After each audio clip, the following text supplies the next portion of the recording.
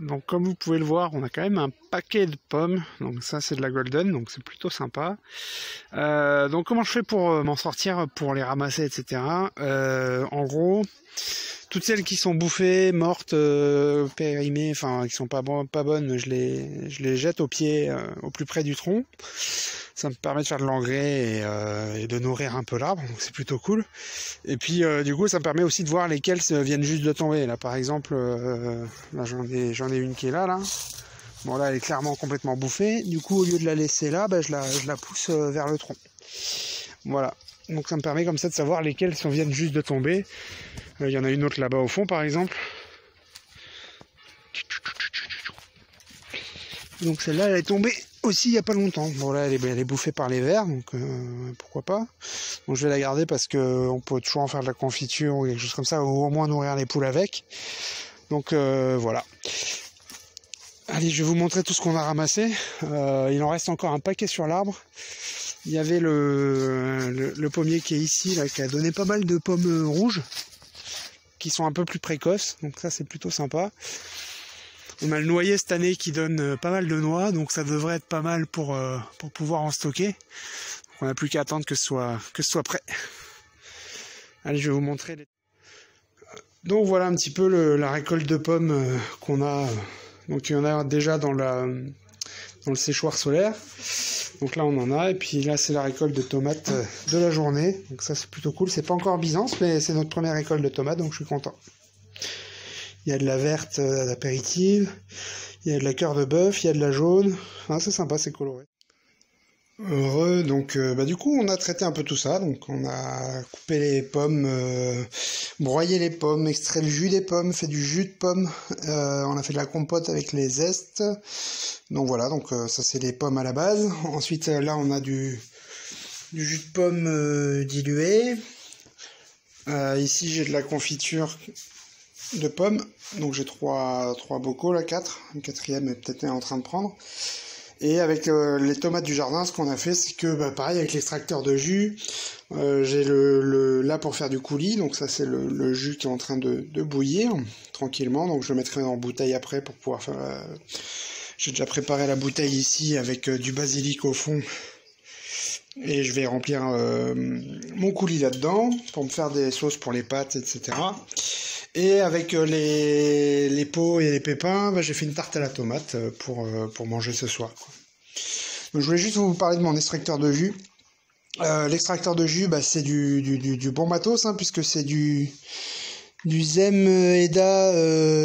Alors c'est quoi? C'est du Eda. Alors le Eda, qu'est-ce que c'est? C'est une marque polonaise à l'époque de l'URSS. Hein, donc ça c'est merci papa de m'avoir offert ça.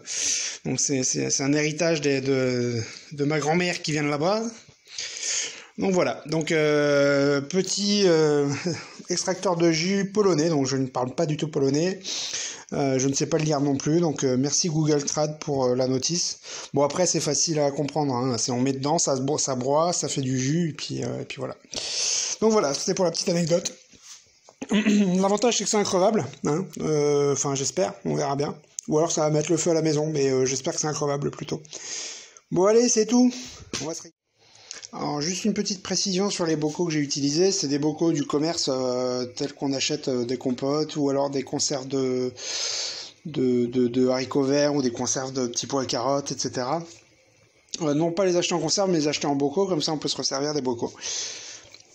Tout simplement. Faut les prendre avec ces capuchons là, pourquoi? Parce que ces capuchons là ils ont ils appellent ça le flip off. En gros c'est quand ça prend, ça appuie au milieu là.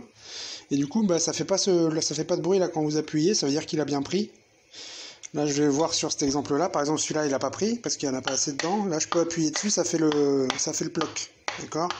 Donc celui-là, il a pas pris, donc parce que j'en ai pas mis assez dedans. Donc ce qu'on va faire, c'est qu'on va le manger en dessert rapidement, puisque du coup, il a pas pris, donc il va s'abîmer. Les trois autres, vous voyez, je peux appuyer, il n'y a pas de bruit. Celui-ci. Voilà, donc le flip-off a pas pris. Donc c'est des couvercles. Donc moi j'achète exprès des bocaux comme ça avec ce couvercle-là, de manière à pouvoir tester mes conserves. Et si ça prend pas, soit on les refait, soit on les consomme rapidement. Voilà, bon allez, j'enfourne ma tarte dans le four qui marche pas. Je vous montre aussi l'ancien stérilisateur qui était déjà dans la gare. Donc avec le thermomètre qui a vécu. Hein. Donc il y a tout à part les petits crochets pour accrocher les bocaux. C'est pour ça que je m'en suis pas spécialement servi pour ceci. Je vais acheter les petits crochets qui permettent d'attacher mes bocaux à la structure verticale qui est là. Voilà, voilà. Alors bien sûr, je suis pas encore expert en bocaux, tout ça, donc si je fais des conneries, n'hésitez pas à me le dire. Je rajoute cette petite vidéo pour vous montrer qu'on récupère aussi toutes ces bouteilles de limonade qui nous servent justement à faire les coulis, les jus de fruits, les jus de pommes, etc. Si vous avez des petits tuyaux à me filer pour conserver plus longtemps et où et dans quelles conditions conserver les jus de fruits qu'on presse ou qu'on extrait, n'hésitez pas à me retourner l'information. Pareil, si jamais vous avez des petits tuyaux pour comment transformer le jus de fruits et où le faire macérer si on veut faire un peu d'alcool avec, genre du cidre ou genre de choses, n'hésitez pas à me donner vos tuyaux. Allez, merci chouchou.